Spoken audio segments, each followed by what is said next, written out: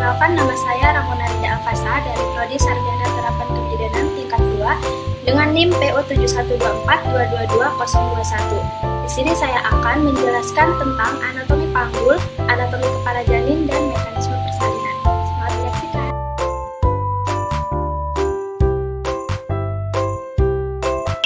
Panggul terdiri atas dua bagian, yaitu bagian keras dan bagian lunak. Bagian keras tersusun atas tulang-tulang dan bagian lunak tersusun atas otot-otot dan ligamen. Tulang panggul terdiri atas 4 tulang, yaitu tulang pangkal paha, atau 2 tulang pangkal paha atau os coxae, 1 buah tulang kelangkang atau os sacrum, dan 1 buah tulang tungging atau os coccygeus. Tulang pangkal paha terdiri atas 3 bagian tulang yang saling berhubungan satu sama lain, yaitu 1 buah tulang usus atau os ilium, 1 buah tulang duduk atau os ischium, dan 1 buah tulang kemaluan atau os pubis. Tulang usus atau os ilium merupakan tulang yang paling besar. Terdapat bagian tebal di sisinya yang biasa disebut crista iliaca. Terdapat bagian yang menonjol yang biasa kita sebut sias atau spina iliaca anterior superior. Di bawah sias terdapat bagian yang menonjol juga yang biasa kita sebut CI, spina iliaca anterior inferior. Pada bagian belakang terdapat tonjolan juga yang biasa kita sebut SIPS, spina iliaca posterior superior. Pada bagian bawah itu dinamakan CP atau spina iliaca posterior inferior.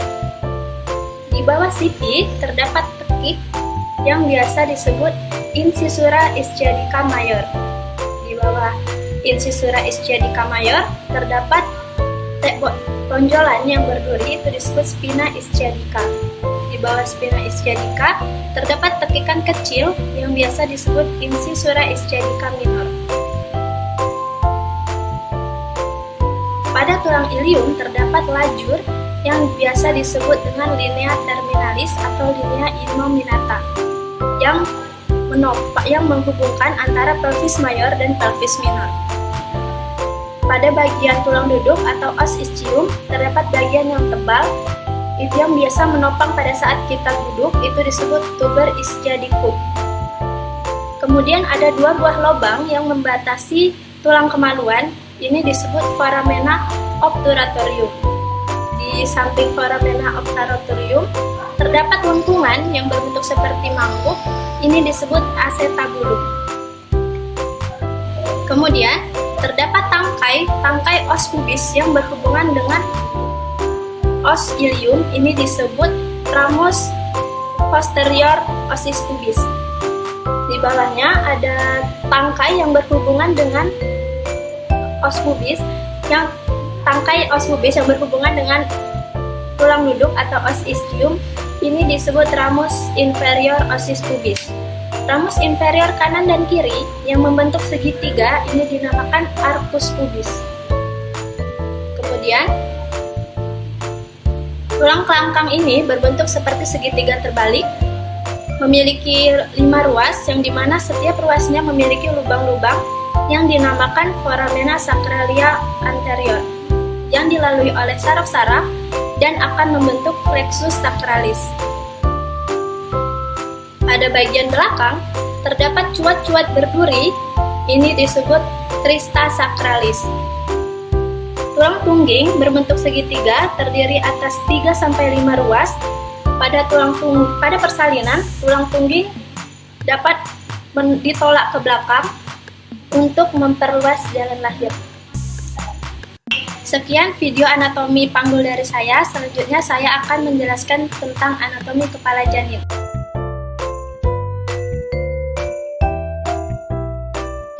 Anatomi kepala janin. Anatomi kepala janin dibagi menjadi 3 bagian, yaitu wajah, tengkorak, dan sutura. Wajah terdapat os orbita atau tulang mata, os nasal atau tulang hidung, os zygomaticum atau tulang pipi, dan os maxillaris atau tulang rahang atas, dan os mandibularis atau rahang bawah. Kemudian pada tengkorak terdapat 7 buah tulang, yaitu 2 buah tulang dahi atau os frontalis, 2 buah tulang ubun-ubun atau os parietalis, 1 buah tulang kepala belakang atau os occipitalis, dan 2 buah tulang pelipis yaitu os temporalis. Kemudian sutura dibagi menjadi 4 bagian, yaitu os sutura frontalis, yaitu sutura yang menghubungkan os frontalis kanan dan kiri. Kemudian ada sutura sagittalis, yaitu sutura yang menghubungkan os parietalis kanan dan kiri. Kemudian ada os coronaria, yaitu sutura yang menghubungkan os frontalis dan os parietalis. Kemudian ada sutura lambdoidea, yaitu sutura yang menghubungkan os parietalis dan os occipitalis. Kemudian saya akan menjelaskan tentang ukuran-ukuran kepala janin. Ukuran kepala janin dibagi menjadi 3, yaitu muka belakang, melintang, dan melingkar. Pada bagian muka belakang dapat dihitung dengan suboccipitobregmatica. Dari sini, ini dengan panjang 9 cm.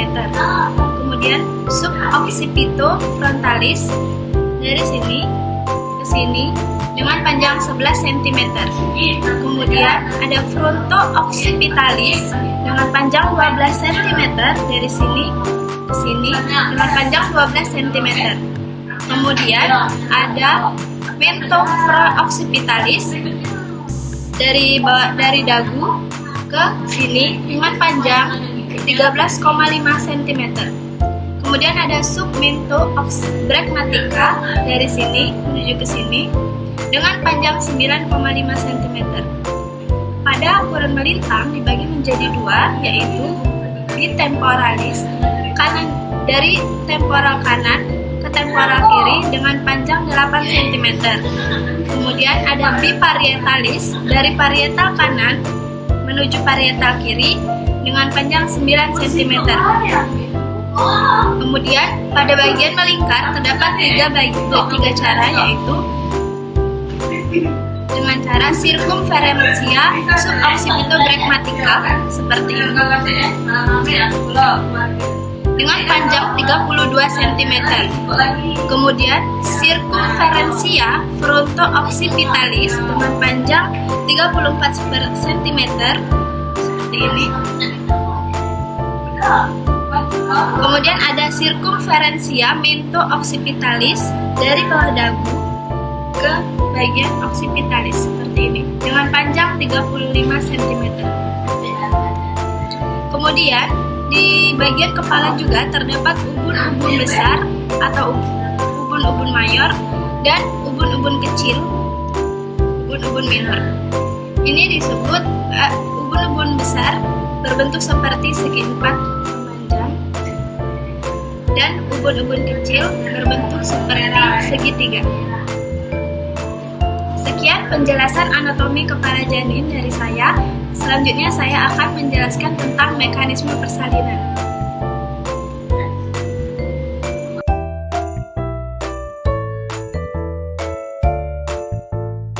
Mekanisme persalinan terdapat 7 tahapan. Yang pertama adalah engagement.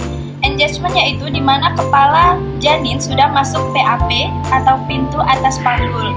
Dengan adanya kontraksi, maka kepala janin akan terus turun. Penurunan ini disebut dengan descent. Pada waktu kepala turun, posisi sutura sagittalis dalam keadaan melintang atau sejajar dengan sumbu jalan lahir. Ini disebut synclitismus. Selanjutnya, ketika kepala janin mendekati promontorium, ini disebut asynclitismus anterior. Dan jika kepala janin mendekati simfisis, ini disebut asynclitismus posterior.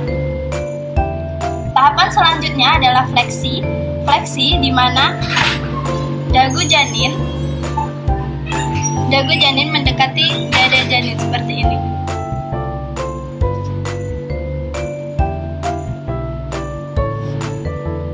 Dengan adanya kontraksi, maka kepala janin akan terus turun. Nah, karena terhambat oleh koksigis, maka kepala janin akan mengalami putaran fraksi dalam. Setelah kepala janin melakukan putaran paksi dalam, tahapan selanjutnya adalah ekstensi. Ekstensi ini kebalikan dari fleksi, yaitu dagu janin menjauhi dada janin, seperti ini.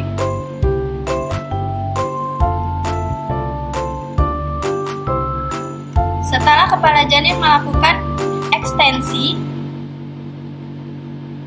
maka tahapan selanjutnya adalah kepala janin akan melakukan putaran fraksi luar. Seperti ini. Putaran fraksi luar bisa terjadi karena bahu menyesuaikan dengan sumbu jalan lahir. Setelah putaran fraksi luar selesai, terjadilah ekspulsi, yaitu lahirlah janin seluruhnya. Nah, posisi pada saat janin lahir itu bukan lurus seperti ini, namun seperti ini, biparietal. Kemudian ekspulsi dan lahirlah janin seluruhnya. Demikian penjelasan anatomi panggul, anatomi kepala janin, dan mekanisme persalinan dari saya. Saya akhiri. Wassalamualaikum warahmatullahi wabarakatuh.